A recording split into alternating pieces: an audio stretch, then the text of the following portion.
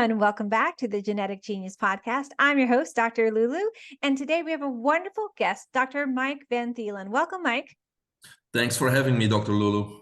You're welcome. I'm so excited for our conversation today. I love talking about the brain, and so I can't wait to connect the dots, so to speak. But before we get started, I'd love for you to just introduce yourself to our audience so our listeners can get to know you a little bit better, kind of like what makes you tick.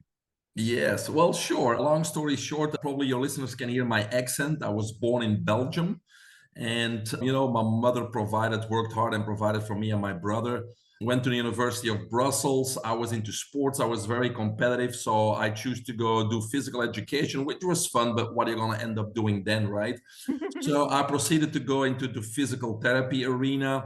And then I traveled with the Belgian Olympic swimmers in preparation for the Olympic Games in Atlanta in '96. And after the games, they were short of therapists in the United States. So I was recruited to the United States, saved $400, packed my backpack, put my jeans on, and came live the American dream. But needless to say, without a mentor and a coach, I got knocked down quite often. So my motto quickly became, I never lose, I win or I learn. And then it wasn't too long in physical therapy. I saw the benefits of other modalities, went back to school, became a doctor of Oriental medicine, licensed acupuncturist, board certified in Chinese herbs, homeopathy, etc. But after another almost 1,000 patients, I got a little bit frustrated because these quote unquote alternative practices, which really are the original ones, they obviously or not obviously, but yeah, they are obviously less invasive or less harmful than conventional medicine, meaning drugs, injections, and surgeries. But I really didn't get the long-lasting results I was hoping for either. So I decided to go back to basics, and I got my PhD in holistic nutrition, but also decided Mother Nature probably has the answer. So I started to look at animals in the wild and see what they were doing. And often the truth is found just by asking yourself, what do animals in the wild do? And since then, I've been writing books. I finished my book number 8 not too long ago. I've been doing keynote speaking, inspirational speaking, workshops, and those types of things. And so today, I'm regarded a coach, mentor, and expert in the biohacking space. So that's where we are today, and that's me.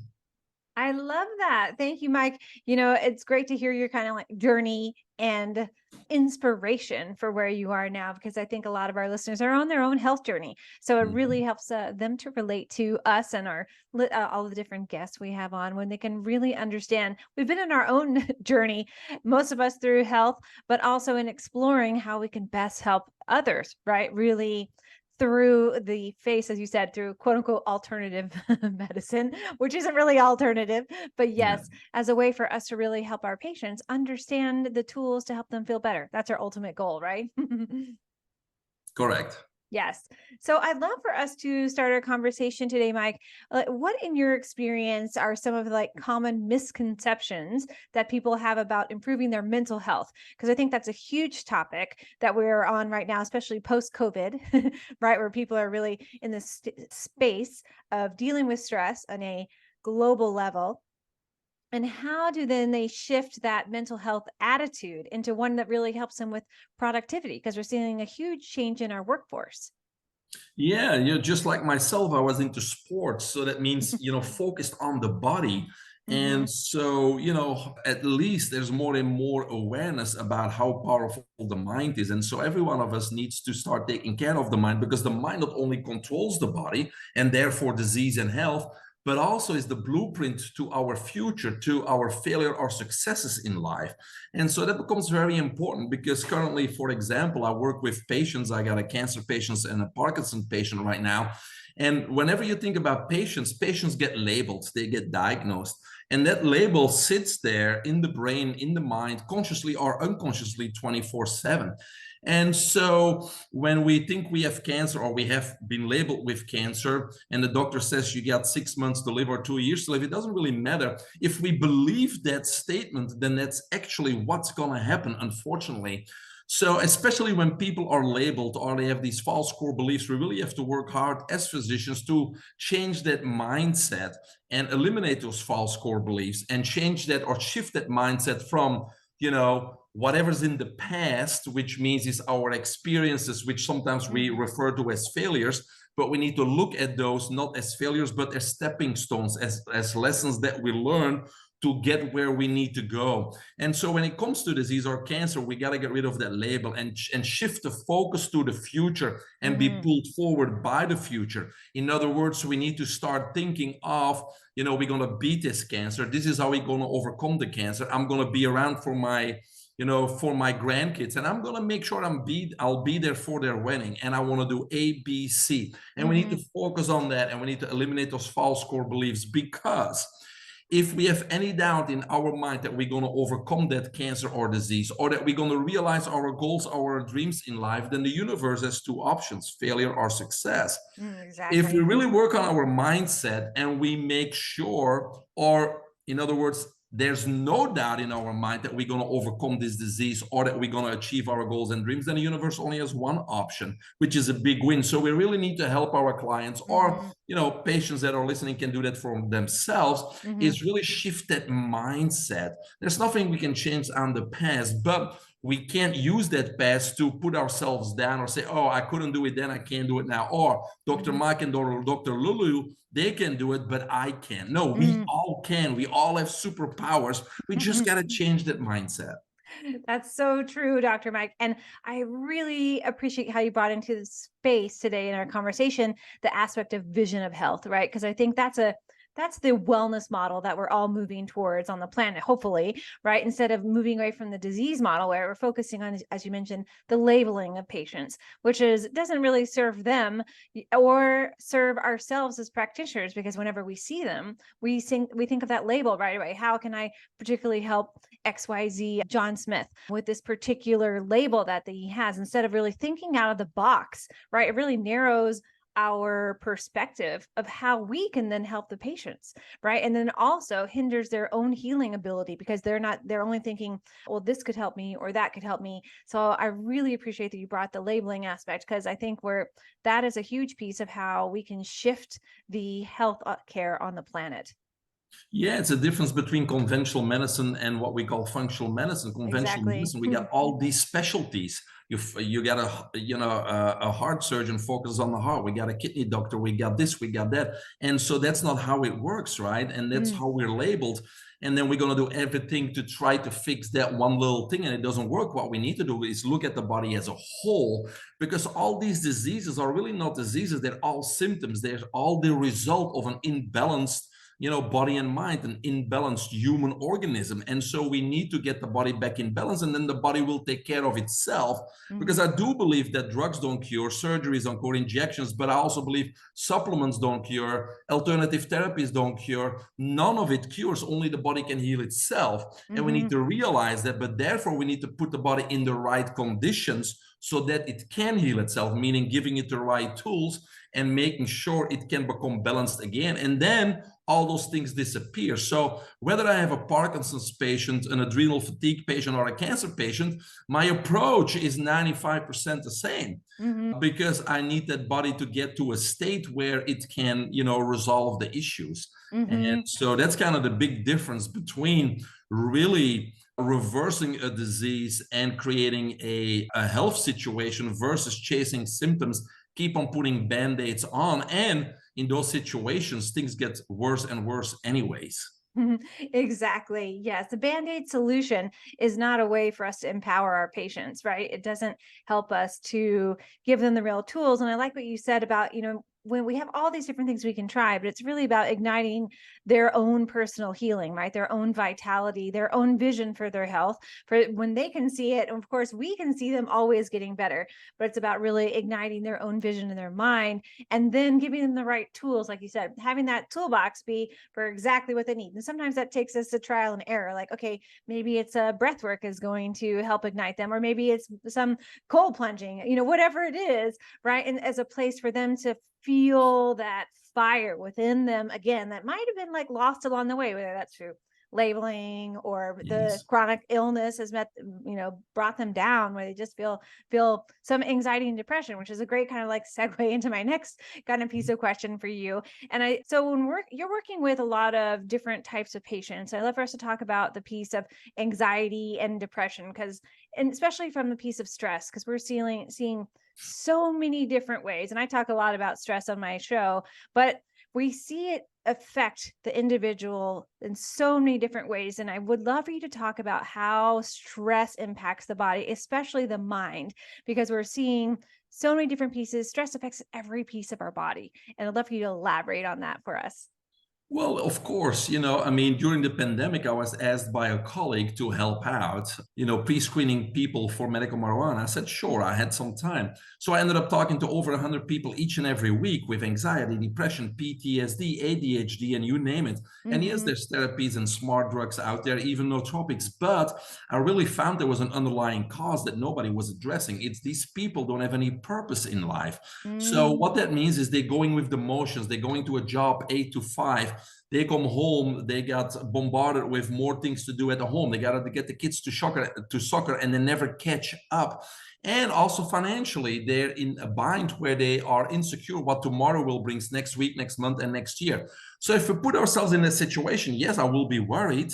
I would be fearful about tomorrow. I will be uncertain. And those emotions and feelings then translate in mental conditions such as anxiety and depression, right? So, yes, we can again put a band aid on and even get therapy. But often, what I do with my clients is really reassess life and reassess the purpose in life, Mm-hmm. because most of us don't know what their purpose is. Others have barely tapped into it. They know what it is, but have barely tapped into it. And I encourage people to unleash it, right? Because purpose is passion, is finding fulfillment on a daily basis. So when Mm-hmm. we're at the end of our life, there's no regrets. And unfortunately, most of us don't live like that.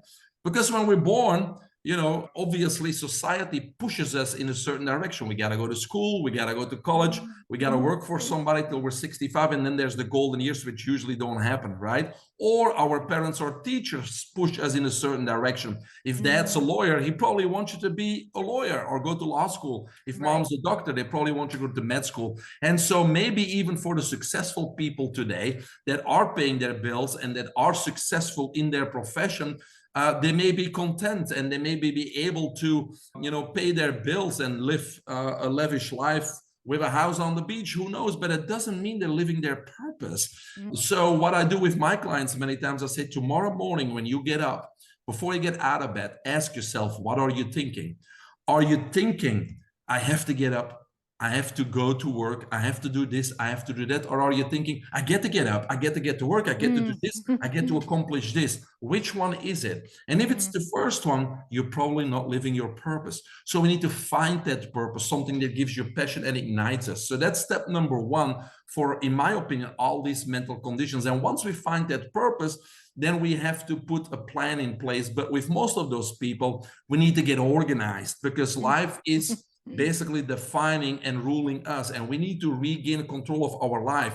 That means regain control of our agenda, of our Mm-hmm. calendar. We need to Mm-hmm. start scripting our life. So first of all, we need a plan, we need a goal and dreams, and then we need to break those down in small incremental steps that we can attain on a single day. We need to surround ourselves with the right people to obtain those goals, and then we need to get very organized, because the more control we have, the more clear we are, and the more clarity, the less stress. Because you Mm-hmm. talked about stress, that's where stress comes from: uncertainty, worry, not knowing what's going to happen to us, and being overburdened, right? So when we take control of our life, script our life, get in control, and we have a clear picture of tomorrow, next week, next year, and the next 5 years, then there's no reason to worry at all. So a lot of the Mm-hmm. stress comes from there. And then obviously, I would say the second part is that we are pulled in so many different directions, which is the same. We don't have that clear agenda for tomorrow. And so there's many things that we need to do. We need to get rid of some projects that we're working on that we're doing for somebody else or that don't serve our purpose. So we need to learn to say no to certain projects, right? We need to free up valuable time during the day by doing that. And so everything is in, for our goals and our dreams. So we can clear up valuable time. We got to say no to certain products, and we got to get really organized so things become clear. And I think that's the number one thing to get rid of that stress, of that adrenal fatigue, to really Mm-hmm. become clear on where we're going and what we're doing. Mm-hmm. Yes, totally, Dr. Mike. I really liked how you talked about the organizational piece, because I think when we have that clarity, right? And that organization within our brain, it allows more space. And I think that's a place, when we're creating our purpose and our vision, it's all about, for me, when I'm a huge visionary, which I think you are as yourself. And when I want to create a new vision, right, I have to have the space in my life for allowing me the place for creativity. Right. It's like if you're stressed out, who wants to be creative? Right. Because you're Yeah, like, and that's well, part of script. That's part of scripting life. I hear it all the right. time with these busy people and entrepreneurs. They schedule something with their family the weekend, but oh, this comes up, so now they got to fly here. They got to do Hmm. this, and so you can script your life, but it does allow you to script that in the weekend you spend with your family. It's part of Exactly. scripting and being in control, not having life control you. So that's very important. And then personal development and family time is scripted in there, and Hmm. you can make time for that because again you are getting rid of all the things that don't serve you, like those excess projects, watching TV, Netflix. meetings. Many times I have to ask those business people, okay, we need to free up some valuable time. How many meetings did you have today? Oh, I had 2 meetings. How long were they? Oh, we scheduled them for an hour each. Well, let's start scheduling meetings at 15-minute increments, because who cannot make a decision on a topic in 15 minutes? Do yourself and the other people on the meeting a favor. So suddenly we free up 1.5 hours just by looking at those meetings and shortening those up. That's so great. Great advice. And I love that you talked about bringing that into some type of time frame. A lot of times when I work with patients, just like you were mentioning with adrenal fatigue, they're very scattered, right? Well, sometimes it can be that they're so type A that they're like every piece of their schedule is filled in, right? So creating that healing schedule or quote unquote routine for them of when to maybe get up and do their practices, whether that's meditation or breath work, or they're gonna when they should take their supplements, or what snacks to eat. It really helps them to have a very not rigid but outlined like healing routine, because then their brain is like from day to day they're in this process of like, oh, this is what's happening, and then they get in the routine in that habitual form of actual self-care. No, that's the only way to do it, because we talk about mindset. So we talk about healthy principles and mindset. And so the only way to benefit from that is just like exercise, you do it regularly. So a routine, I call them power routines, and they're basically habits, right? Is the things that you do that you can count on that work for you. And it takes a little bit of figuring out, but the Right. things that work for you, I have a morning routine, evening routine, and then there's a biohacking routine. But these are routines that you can count on. And the elements of those routines are basically the same for everybody, but we customize them based on what works for you. Like, for example, if you want to tap into a brainwave or you want to meditate, a decade ago or 15 years ago, I tried meditating and I didn't succeed. I tried a few times. I couldn't clear my mind. So that didn't Right. work for me because my mind keeps going. But you mentioned breath work earlier. It's one of the things that work really well for me because I'm so Mm. focused on my breath, it clears the rest. And so I get into a meditative state. And then other people use visualization, Hmm. manifestation, or technologies like brain tap.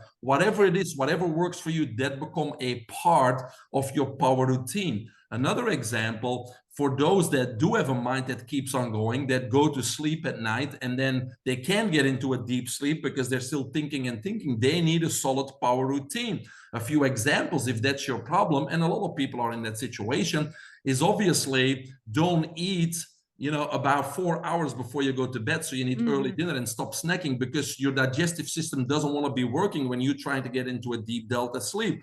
And Yep. then an hour to 2 hours before you go to sleep, you need to wind down, turn the TV out, turn the lights off. No stimulation, right? That's when you need time for yourself. So what are you going to do? Well, you're going to wind down. You're going to spend some quality time maybe with your family, and then you're going to have a routine. Mine, for example, includes visualization. Hmm. It only takes 2 minutes. What do I visualize? The next 24 hours.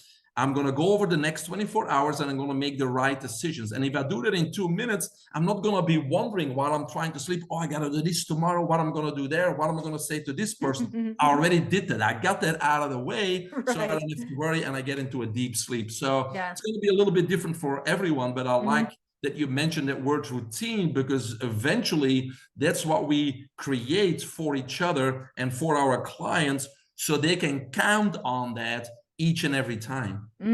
Oh yeah, totally. And I really appreciate that you brought in the pieces of creating your own individualized routine, because everybody's going to be kind of different, right? We all are as humans on the planet. And there's lots of different tools that can work. And like you mentioned, having your morning routine, the biohacking routine, even that's the same thing, that kind of like that template that I have for myself and my patients, but then we mix it up, right? And I personally mix it up depending, like this week I've been doing a meditation challenge, and I did different aspects. I meditated like in my room. I went for a walk in the forest. I went for a run. I love a running meditation. I'll just put on like affirmations and mantras and let my brain just totally tune in or tune out. And so, practice the different aspects of meditation or whatever that is for you that works. And when you find it's like that gear clicks into place, right? You're like, oh yeah, that's it. Yes, I mean, sometimes you gotta try everything in the buffet before you know what your favorite dish, right? So Right. it's the same here. Something may work, but just try some of the other things to see if you something there is you respond better to, which Hmm. then, and it's a dynamic process, right? As we move forward, we may change certain things in that power routine that work better for us.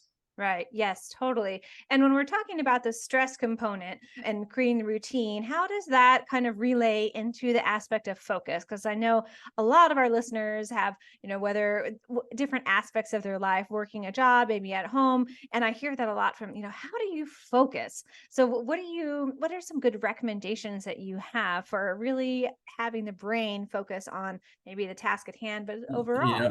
Well, I always talk to my clients first about, why they may not be focused, right? And so I explain that in order to be in the zone and be not distracted and deliver, because we all heard the thing that most of us deliver 80% of our work in 20% of the time, right? That's when we're Right. focused. And so we always want to be that. Imagine how much how much time we can free up if we know how to be in the zone on demand, which Mm. is my latest book. It's actually how to focus and how to get in the zone on Nice. Look demand, at right? that. So imagine that you can do in 2 hours what somebody else does in 8 hours. Now we're freeing up a lot of time. But the Mhm. first thing to understand is that we have 5 intelligence hormones, and if they are balanced and optimal, that's when we're in the zone. And we're talking about dopamine, epinephrine, norepinephrine, acetylcholine, and serotonin, right? Mhm. And so a decade ago or 2 decades ago, we were all talking about, oh, we need to stimulate the dopamine because that's our reward hormone and that's what makes us motivated and stuff. Right. But today I see the opposite. Most of us are in a dopamine overload. Exactly. And so if dopamine is in an overload compared to the other intelligence hormones, that results in brain fog, inattention, lack of focus, procrastination, fidgeting, not getting the job done, right? Mhm. And so that's where most of us are if we can't focus. We're in a dopamine overload. And so why are we in a dopamine overload? Well, for those who don't know, dopamine is the reward hormone. So when our brain squirts a little dopamine, it feels good. It's like getting a pat on the back. And Mhm. so that's why many of us reach out for man-made foods and drinks because they're sugar laden. Right. And so obviously that gives us a little bit of hit of dopamine. So it's the Mhm. unhealthy foods and drinks and energy drinks, etc. And at the other side, especially now, it's our social media, right? When we are on social media and somebody likes our comment or hearts our Instagram, it's a dopamine squirt. And whether we realize it or not, that's what keeps us on social media a little bit longer. And we're seeking Right. more of those squirts. So suddenly we're on there much longer and social media is controlling us. So the first step is to make them aware what dopamine overload is, and then saying, okay, we need to upgrade our diets. Okay, we don't need those squirts, and we need to get back in control of social media. There are things that we need in social media, even for your job, but sometimes we waste too much time there and we're just getting those dopamine hits, which imbalances our hormones. So we're going to get that balance back, right? Mhm. When it comes to focus in particular, we need to go back to basics most of the time. We talked about getting organized earlier, and it's the same here. When I Mhm. ask clients or even students where they do their homework, oh, in front of the TV, in the couch, on my bed, we need Right. a designated workplace. Whether it's at home and or at the office, a place that is designed to work. It's a desk, it's appropriate lighting, there's no distractions. And if we go to work, we let other people know not to disturb us. And then we have this device. This device is great because if I need something from Dr. Lulu, I can call her and say, hey, what was this again? And she can answer me, and when I was a kid, I would have to take my bicycle, go to the library, try to find the book, and it would Right. take me 2 hours to get the answer. So this has its conveniences, but we also got to be aware that it distracts us. So when I'm going to work, I want to use this, but if I'm not using this, I'm going to put it in another room. I'm going to put it off because I want Dr. Lulu not to contact me while I'm being focused. I don't want to be distracted, right? And Right. so there's many things that we can do physically that don't cost any money to put in place to eliminate those distractions. And then there's certain techniques. The most popular one is probably called the Pomodoro technique, which means is you're going to be in that workspace and you're going to put a timer on for 20, Mm, 25 minutes, and you're going to focus. You're going to write a chapter of that book, whatever it is that you're doing. When the timer goes off, there's a mandatory 5-minute break. You walk away, you go outside, you do something, you make a call, not business related, you do something else. 5 minutes up, come back in, and you repeat that cycle 4 or 5 times. It's amazing what a lot of people can get done in just those few hours hmm versus being distracted all day, right? So again, there's certain things that we can do to eliminate those distractions and also getting focused, get back into that zone and getting things accomplished. Yes. And was that the Pomodoro with a P, the Pomodoro method? Is that what that was? Yes. Oh, that's great. I haven't heard of that, but I practiced that in something my own way. So maybe I did hear about it. But yeah, that's a great method. And I find too that when we're in the space of really working at the desk, I love how you created that kind of visualization for us, having that place where you're really focused, but then also getting up because I've seen with my own patients as we're working more at a desk, right? In our desk environment, especially at home, we get so engrossed in distractions that we're like, oh, it's been 3 hours, right? We didn't get up, and so poor Each for our circulation and our body. each area is designated. In the kitchen we eat, right? In the living room we communicate, and there's entertainment, and the Mm. bedroom is to sleep. So we don't want to eat in bed, we don't want to eat in our office, we want to only eat at the designated area, because if I we do that bring one. food or chips into our working space, we're going to be distracted again. That's right. I'm guilty. I'm guilty of that one for sure. Sometimes I'll do that, but I try not to. This is the one I try the most of, but I'm really great at taking breaks, which is so important. I love that you brought that piece up. And it's a great segue talking about the kitchen and about snacks. What are some specific nutrition things that come into play to optimizing mental health and brain function and cognition? Well, in general, of course, whatever's healthy for our body is healthy for our brain. So, I mean, there's so much out there, but we really got to stay away from man-made foods and drinks and all the chemicals and Right. all the colorings and the GMO stuff and anything. So we got to Mm. eat as naturally as possible, wholesome Yeah. organic foods and drinks. And sometimes again, if people don't know, this is a good question to ask, which is I started asking, what do animals in the wild do? And you can, for example, say, what do animals in the wild drink? And there's only one answer, right? Water. Water. They have no energy drinks, no coffee, no tea, no sodas. They have nothing. Do they drink milk? No, only the young drink milk. As soon as they come off the mother's breast, there's no more milk. So why would we drink milk, especially from another species? That's almost Mm, like a perversion if you think about it, right? So Mother right. Nature has many answers. How many times do animals in the wild eat?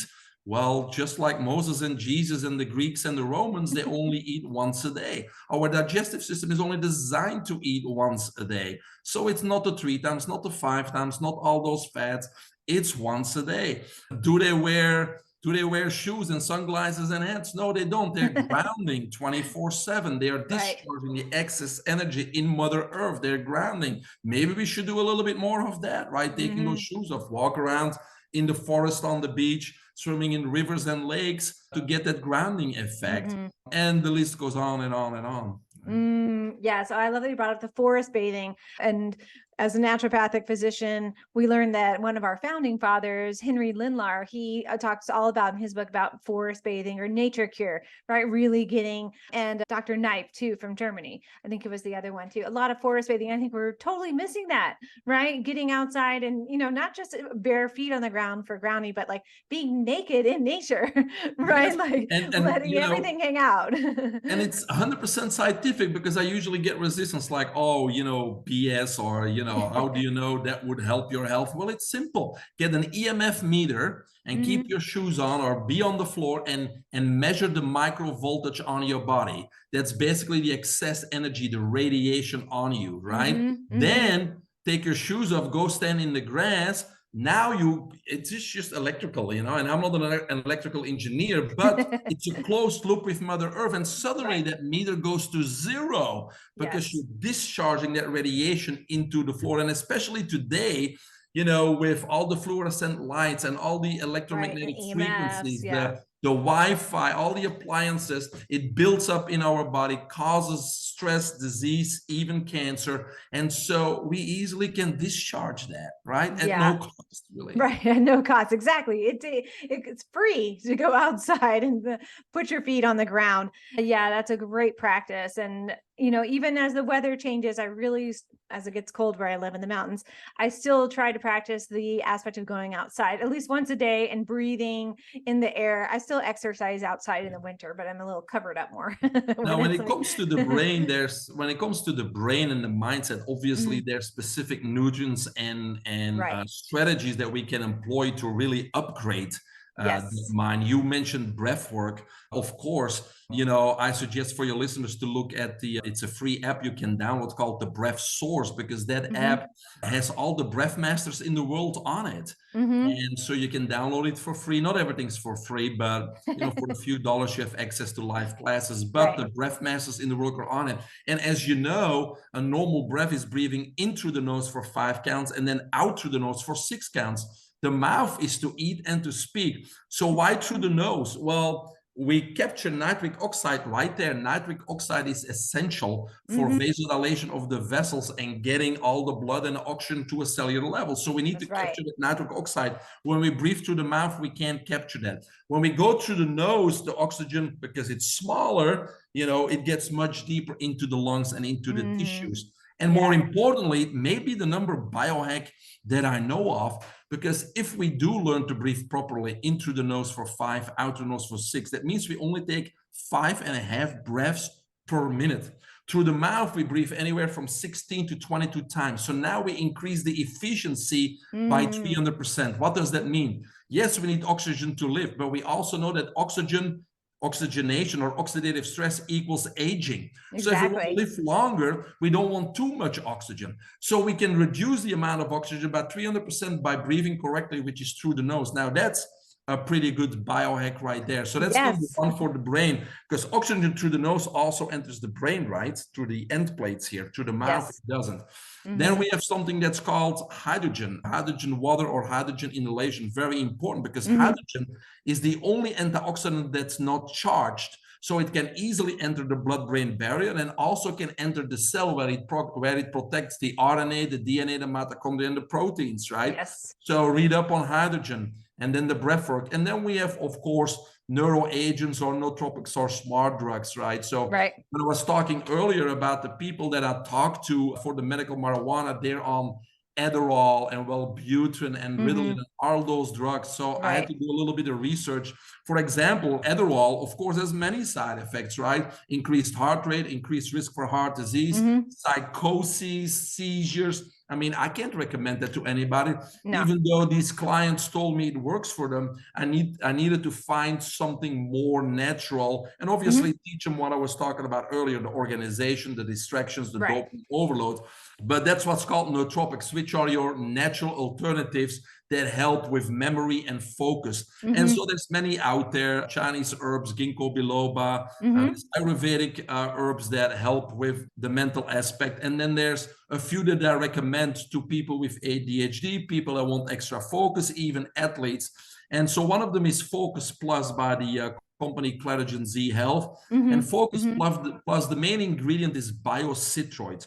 Biocitroid basically is a patented terpene from a specific type of citrus fruit. Actually, it's a blood orange from the southeast region of Asia. And at 30 milligrams or higher, biocitroid is able to, again, cross the blood-brain barrier. So it works very quickly in about 30, 40 minutes versus other supplements would have to build up in your system for a few weeks to hopefully have a positive effect.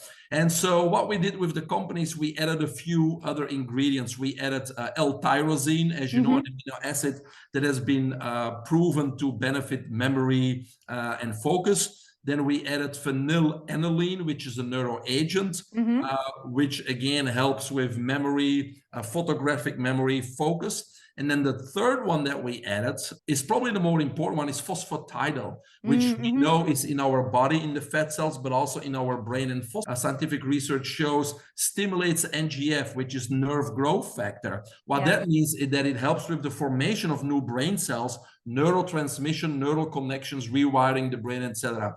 So by combining those four ingredients, we were able to kind of balance and optimize those 5 intelligence hormones and help people to focus, help them to get into the zone without the jittery effects and without any of the side effects of smart drugs such as Adderall. Right. Oh, that's a great formula. I love that you brought that to our attention. And could you tell us the name of the company again? So that It's was clear. ClariGenZ Health. The name of the product is Focus Plus, but all of your listeners could try a free sample if they go to trysmartpill.com. Get a free sample because it doesn't work for anybody, for Right. everybody. It's not as strong as Adderall, but it's much safer. So if it Yeah. works for you, stop the drugs, use this, and then slowly wean off that too, because it's not necessary to always keep on it. It's about dopamine overload, getting organized, getting focused, trying things so you don't need that external help. That's the ultimate goal. Yeah, that's great. And I also really appreciate that you brought up the aspect of pharmaceuticals that might be labeled, quote unquote, as safe, right? And then actually have really bad side effects, especially when we're talking about ones for focus, ADHD. Those can have really bad side effects long term. As you know, anything that we take, I feel like long term affects our body's natural ability to do it on its own, just like levothyroxine, for instance, right? It's like we have epidemics because we give people something over and over again for years and years and years without rechecking their system, and then their body forgets how to do it on its own. So it's like, Yep. I'm lazy, No right? more immunity. Yes, no more immunity. Thanks for that, right? So I really appreciate that you brought that specific aspect up. And what about Bacopa? Have you heard about Bacopa as being Yeah, used for ADHD? that's a good nootropic. Yeah. Yeah, I've used that a lot with patients, especially in the veteran community. That's been one I've seen with my veteran patients that has really had a lot of great help with helping them focus. And, Yeah. you know, it's like they need a new focus because they were so focused in the military. And then when they're veterans, they've lost, quote unquote, that focus that they were being told to do. So it helps them to refocus. Yeah, and again, it's these all may help, right? But Right. I just want to say quickly again is these veterans or people that finally retire and the kids are out of the house and they get depressed. You know, it's because they don't know what to do and they felt Right. they worked for everybody else, and that's great. But if you're in your 50s, 60s, life's not over. You got another few decades to Right. go. You got so much So time. reignite that purpose. What is it that you're passionate about? And let's go. Let's do Right. it so you don't finish with that regret. And so once we instill that purpose and passion, that depression goes away without a drug, without a psychotherapist, without an nootropic, because we turn life around. There's no reason to be depressed because we found a purpose. Yes, that's great. And in regards to purpose, so let's say you're seeing a patient and they come in and they don't have a purpose. How do you direct them to find the purpose? Because I think, Well, listeners out there might yeah, be saying like, well, I don't know what my purpose is. we do exercises with them. I ask them questions, and usually within one or a few sessions within a week, we hone in on it pretty accurately. Nice, So we do good. exercises and ask questions. And Right. Yeah, getting them to think outside the box. Yeah, I was just like challenging you there because the listeners out there were like, well, I don't know what my purpose is. And I see patients all the time with that same thing and I'm helping them. I can Yeah. help them find it, but just having a conversation and asking the right questions. That's right. It's all about asking the right questions and being a great listener, which I think as physicians in our field, that's a huge piece where we have to listen to read between the lines, listen to what they really need, and then help them to switch it around and see it from their perspective, which is so key. So you were talking about biohacking strategies earlier, which I love, of course. And you have any other ones you can recommend for really helping improve mental health? Yeah, again, mental health, we talked about it. People got to look into visualization, manifestation, breath work, maybe technologies such as brain tap that are out there Mm-hmm. to really, change their belief system, tap into the different brain waves so they can manage also their emotions and their feelings, which is another aspect of our mind, right?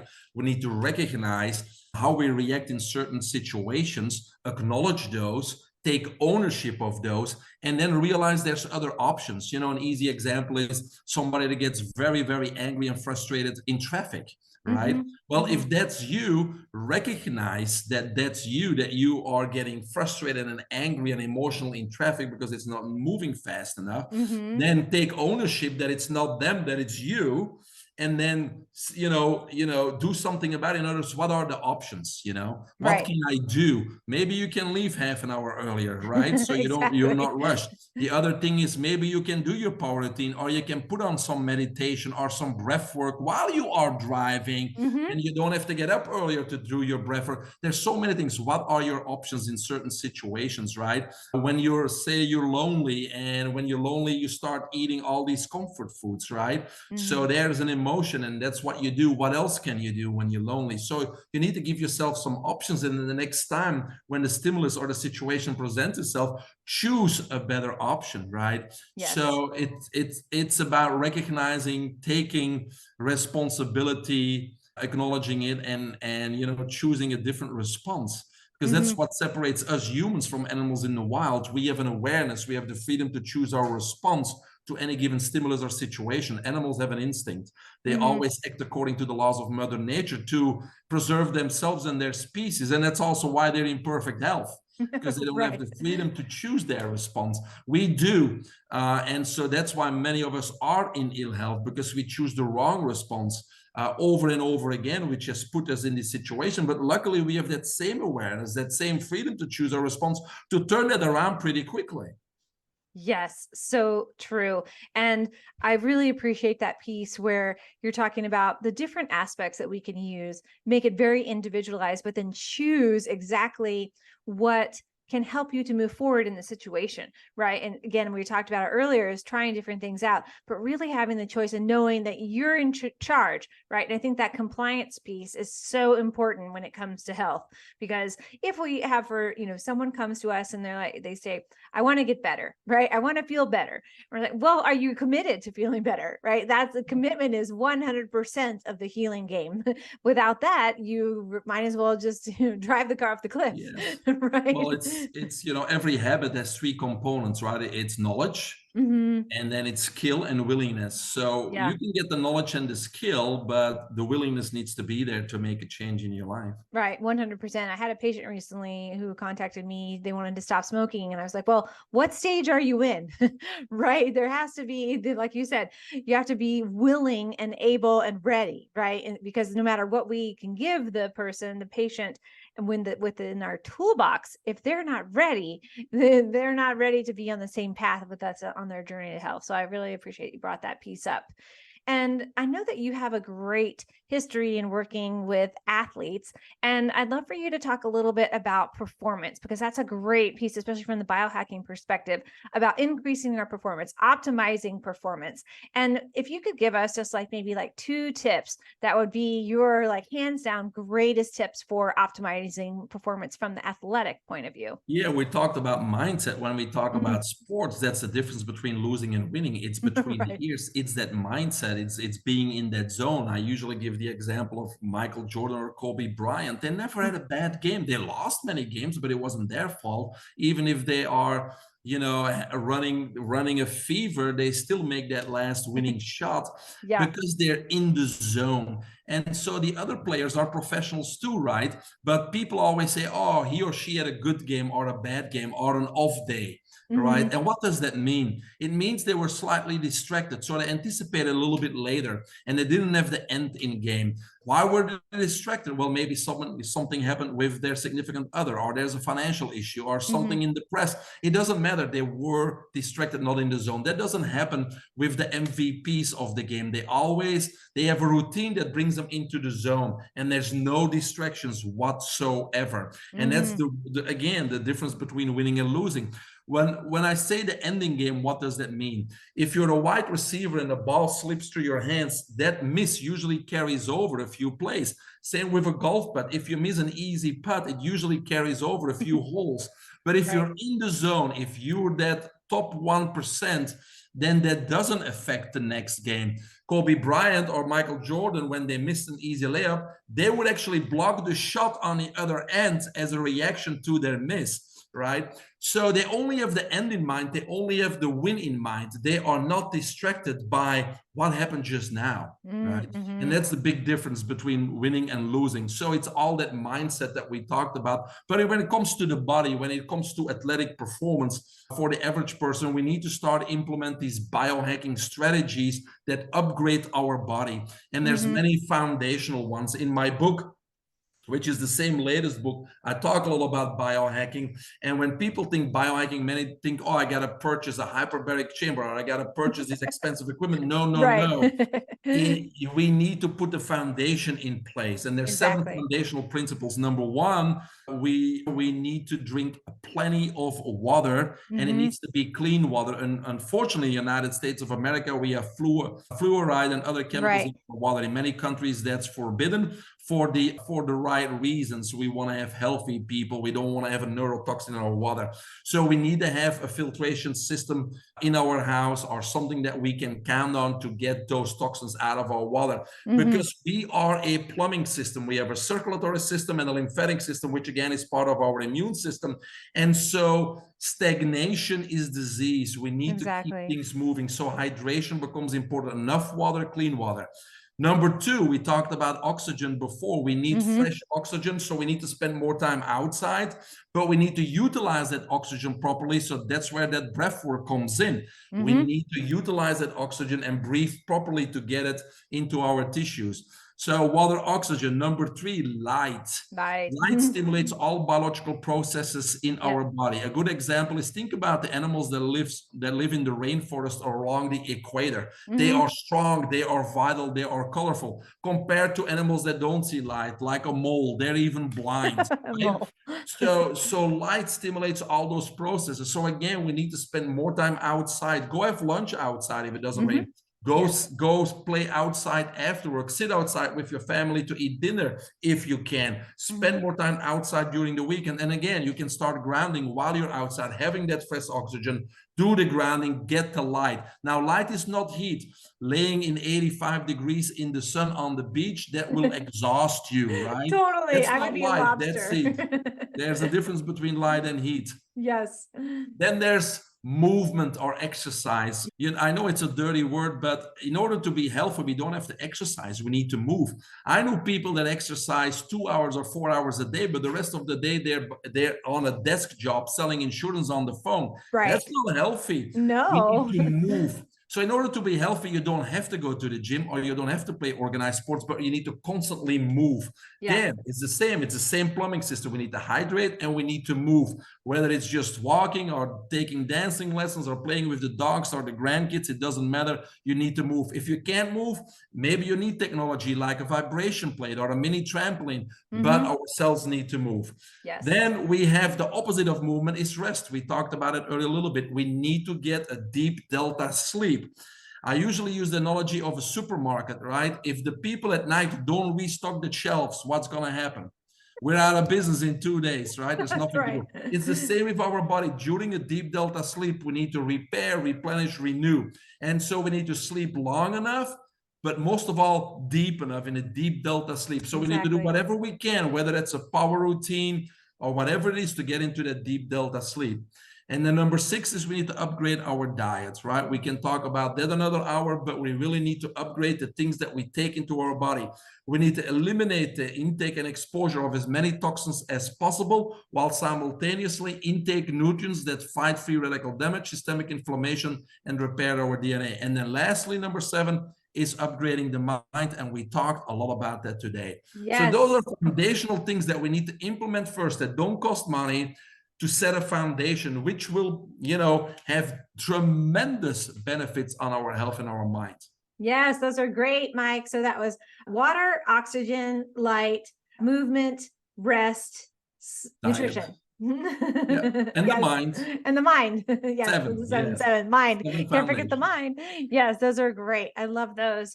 And as we're wrapping up today, I was wondering if you had a success story of a patient that you've seen who was able to overcome a specific health challenge.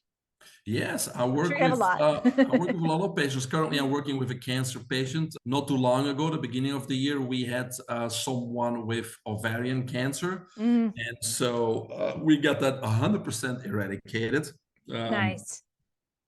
We're working with a veteran right now with colon rectal cancer. Mm, So he's in the midst of the treatment. And again, it's about changing the mindset, getting rid of the label, putting the things in place that that person can be confident in that we're going to overcome this cancer. hmm. And, many times I use Tesla principles, energy, vibration, and frequency. Those Hmm. components need to be in there to get that body to where it can overcome that cancer. A lot of people with ADHD that are able to get off the Ritalin and get on a nootropic and Yeah. then get rid of the nootropic and only use it sporadically when they have to do a presentation at school or at work. So Hmm. they get that little bit of an extra edge and focus. Hmm. So they go from a smart drug to a nootropic to almost never using it, only in situations where they have to deliver something important. Right, exactly. Oh, those are great examples. I love that. Thank you so much. And let's talk about a couple things. Tell us about how your website again. You mentioned it earlier, and then how people can find you and follow you on social media, Instagram, and Facebook. Yeah, so to try the nootropic, go to trysmartpill.com. I have nothing to do with that, but my website is biohackingunlimited.com. You can find all my books there, my mentorship programs. You can even schedule a free 20-minute call to talk to me and see how I maybe can help you, whether it's with your help, your business, your goals, your dreams, your purpose.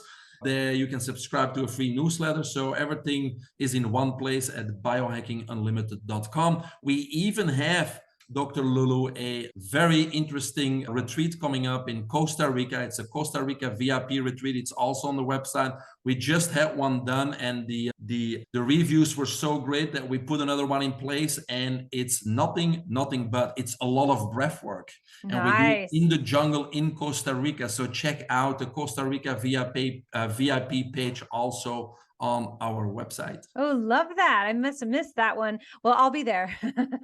I love Costa Rica and retreats. There Well, you thank go. you. Good combination. Yes, exactly. Well, thank you, Mike, for coming and joining us today. I really loved our conversation all about, and we talked about so many different topics, but really about optimizing the body, the brain, and the soul.